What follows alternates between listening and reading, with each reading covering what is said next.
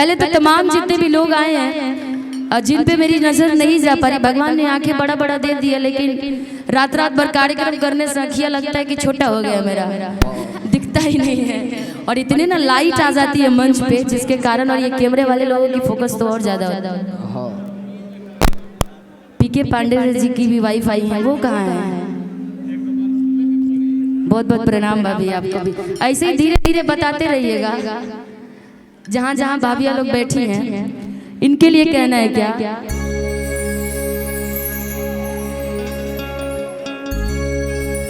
थोड़ा सा उधर हो जाइए बस, हल्का सा। 2-3 गाने आप सबके बीच में, उसके बाद से हमारी प्यारी बहन हेमा पांडे जी का आप सब लोग गीत सुनिए।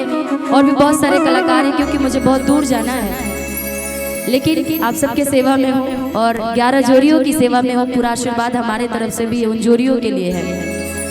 होतनी ताकला देवलिया पका लिखल बात तनी ताकला। ये गाना गाते गाते मैं कभी कभी सोचती हूँ कि भगवान, एक दिन मैं श्राद्ध के कार्यक्रम में गई थी, वहाँ गा रही थी मैं निर्गुण। कुछ आए बुजुर्ग लोग कह रहे कि निशा जी अब निर्गुण छोड़ दीजिए, बाबा को शांति मिल गया होगा, एक बार अब भौगाली गीतवा सुना दीजिए। हम बोले कौन सा? तो रहरी के 3 पत्ता। हम बोले हे भगवान, श्राद्ध क्रम में भी मुझे गाली के गाने से गाना पड़ रहा है, लेकिन फिर भी प्यार है ये आप लोगों का। भगवान जो जहाँ रहे उनको आत्मा को शांति मिलती है, तो ऊपर वाले लोगों के लिए। होतनी ताकला देवलिया पका लिखल बात तनी ताकला। होतनी ताकला देवलिया पका लिखल बात। आपको ही बोलना पड़ेगा क्या? आर्यन मैक नीचे मत करना, बस ऐसे हाथ में पकड़ के रखना, थोड़ा सा संभाल के रखिए, नहीं तो आपके लिए भी गाना पड़ेगा कि ऑपरेटर बरमुआ डीजे के तो सुनाना पड़ेगा।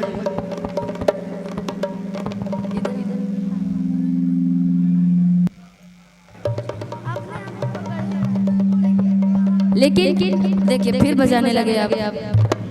गावे गावे थिएटर चलावे, लेकिन सिर्फ इनके लिए। गावे गावे थिएटर चलावे ऑपरेटर बलवा डीजे के। गावे गावे थिएटर चलावे, गावे गावे थिएटर चलावे ऑपरेटर बलवा।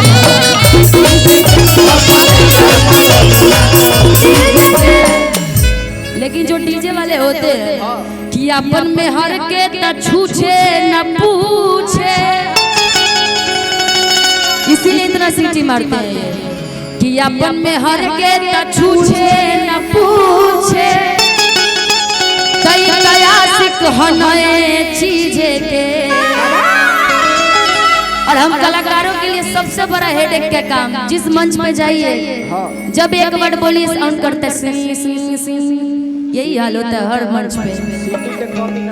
गावे गावे थिएटर चलावे, गावे गावे थिएटर चलावे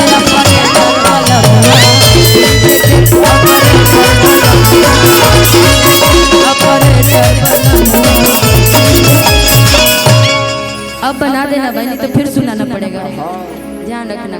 लेकिन आइए 1-2 गाने आप सबके बीच में। होतनी ताकला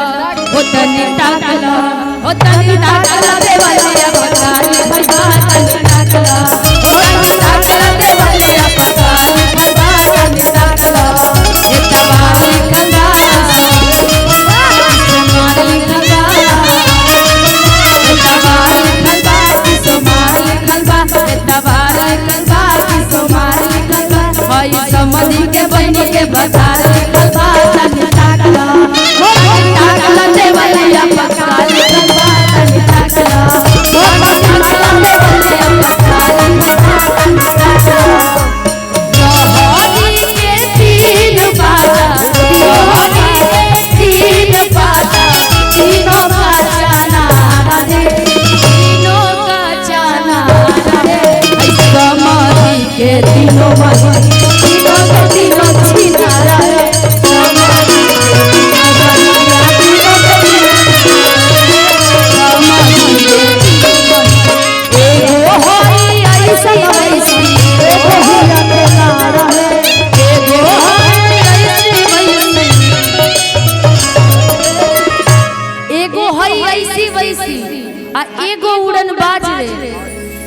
एगो हई ऐसी वैसी आ एगो उड़न बाज रे आ एगो हमरा भैया संग सुते पतैया रहो।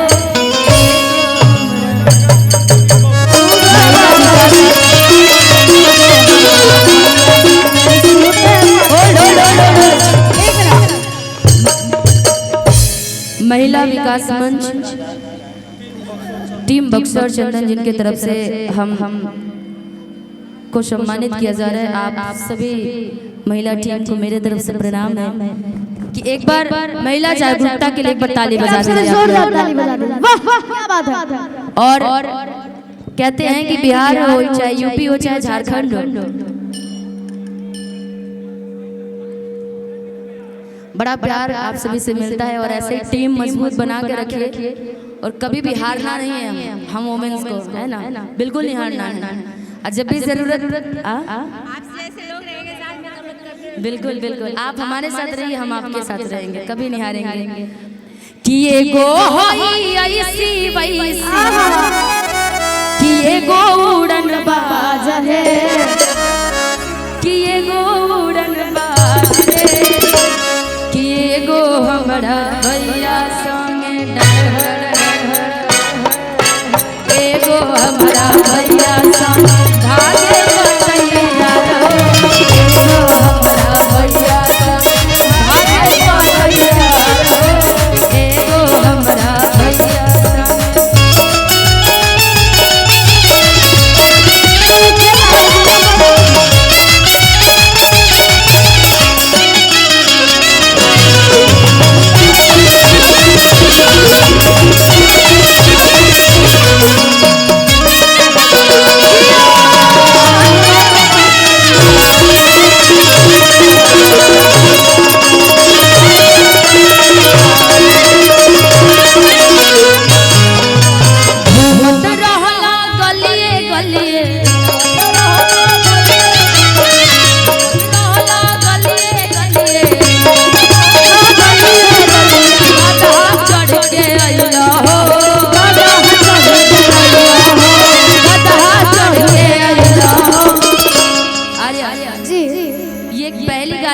जो शादी विवाह वाला होता है, अच्छा, जिसमें कोई बुरा नहीं मानता है, चाहे जितना भी बड़ी गाली दे दो, लेकिन कभी कभी फिड़ा बैठा के रखना चाहिए। हाँ, सही वैसे ही लोग से शादी करवानी चाहिए रिश्ते में जिसको सुना सके आराम से ना।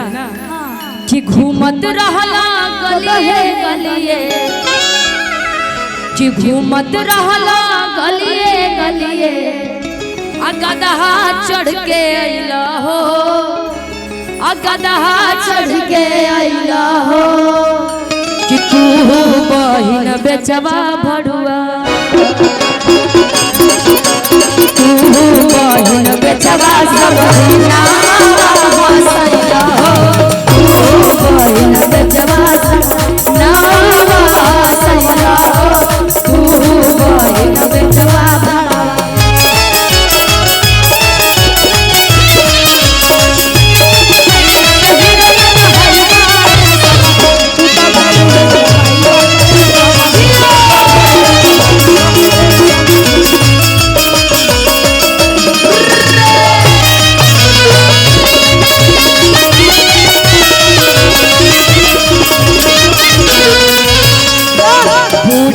फूलल फूलल दुल्हा के गाल हो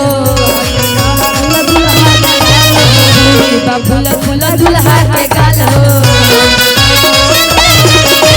बिगड़ल बाटे है समधी के चाल हो बिगड़ल बाटे है समधी के चाल हो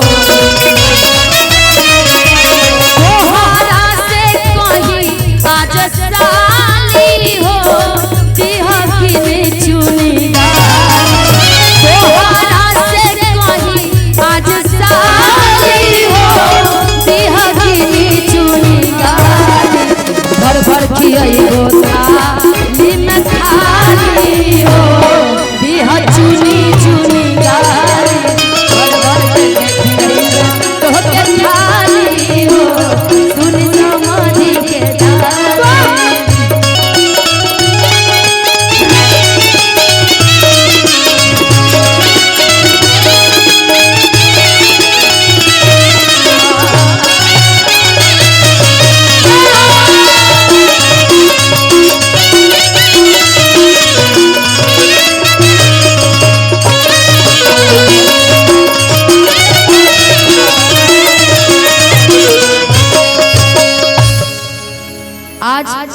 पहली बात तो तमाम थोड़ी थोड़ी सी दूरी बना लीजिए कि आप लोगों को सुनना ना पड़े। आपको कोई डांटता है तो हमें बुरा लगता है, क्योंकि बड़ी दूर दूर से श्रोतागण आए हैं और मंच पे भी आप सब लोग इतने लोग हैं। ये तो अच्छा है कि मंच भी बड़ा है, पोस्टर भी बड़ा है, कैमरे में कैच करते रहना, कैमरामैन फोकस करते रहना, इधर भी कैमरामैन जल्दी फोकस इधर करते रहना।